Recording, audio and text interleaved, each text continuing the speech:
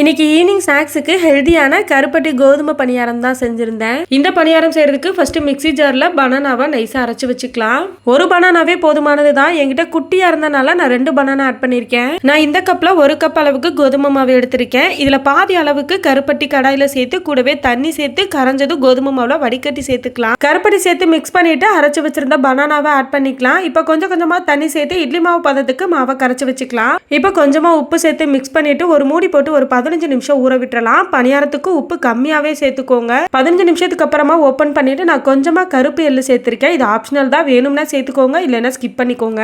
இப்ப பணியார சட்டியில ஆயில் அப்ளை பண்ணிட்டு கரண்டியில கொஞ்சம் கொஞ்சமா மாவு எடுத்து குழியில ஊத்திட்டு அடுப்பை லோ ஃபிளேம்ல வச்சுட்டு 2 பக்கமும் திருப்பி எடுத்தா சாஃப்டான கருப்பட்டி கோதுமை பணியாரம் ரெடி.